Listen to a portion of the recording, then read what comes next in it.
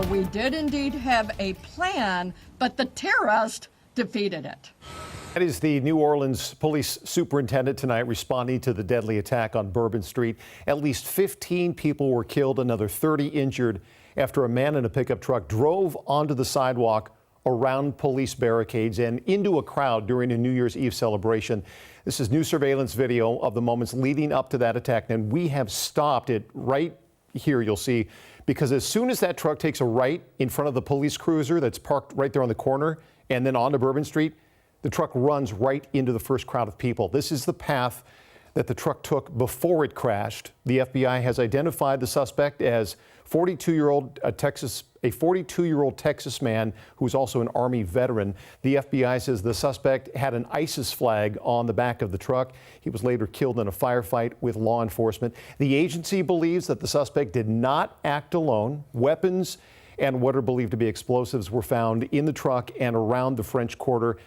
Now, this attack happened less than a mile away from the Superdome, where the Sugar Bowl was set to take place this evening. That has since been postponed until tomorrow.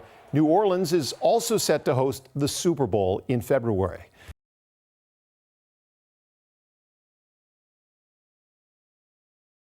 Glad you're with us tonight. I'm Greg Copeland in for Joyce. With all of the questions and a lot of fear, the police chief ending with a message of hope tonight.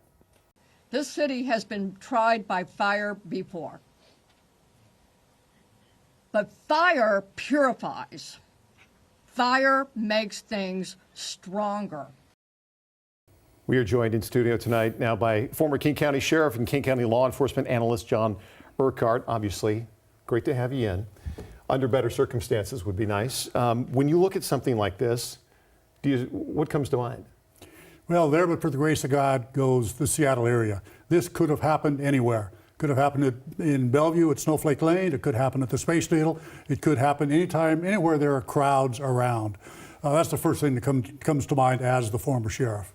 Do you think, obviously, the folks who are running law enforcement in this state right now are looking at this going, okay, how do we make sure that this doesn't happen here? Because it looked like they had taken a lot of precautions there, but from what we have learned, it sounds like some of the mechanical bollards that pop up on Bourbon Street, they had some sort of failure. They're still investigating that. So they had removed them, but they had brought in the cars, they had brought in other barricades. That guy didn't seem to care. Drove right around the barricades. So clearly the barricades weren't enough to keep a vehicle out, if that's even possible. But at least it's something that needs to be done to try and dissuade someone who is of that mindset. And so that's one of the things that the investigation is clearly going to be looking at. Is how he was able to get around that, why that wasn't blocked off better so he couldn't do that. Bourbon Street is very unique. I wouldn't say we have anything quite like that in Seattle or even in Washington, but you've got a lot of big time events that happen here. You've got the World Cup coming to town. You've got to imagine that you're going to have a lot of law enforcement trying to plan. That has got to be part of that conversation, is how do you keep people from plowing through crowds wherever those streets might be? That is going to be part of the conversation. By the same token, I'm sure it was part of the conversation in New Orleans at Bourbon Street.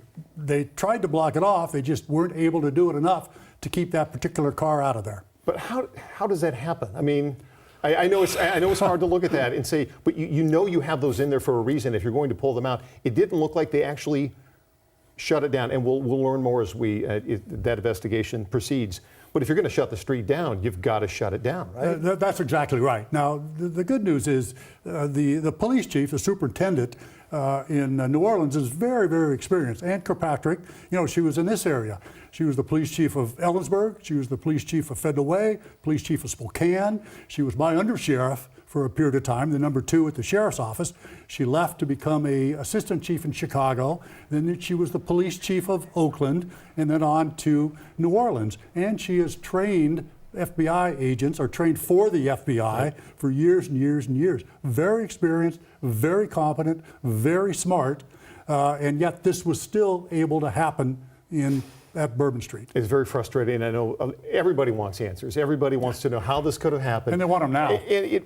I guess if there's anything that can come out of this is that stations, law enforcement all over the country is now looking at this going, okay, we can't be the next one.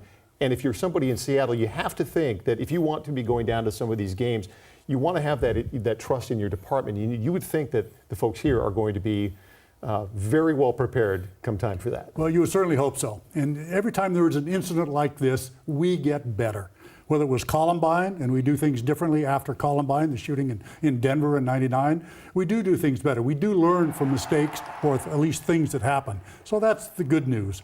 But boy, this was a bad one, and there's still an awful lot we don't know, Right. including who his accomplices were. That's the thing, and they found all of the other explosive devices around town. Did he do it himself? They don't think so at this point, but obviously they're not sharing a lot of details. Always love to have you in. Wish it Thank were you. under better circumstances. Until next time. Okay.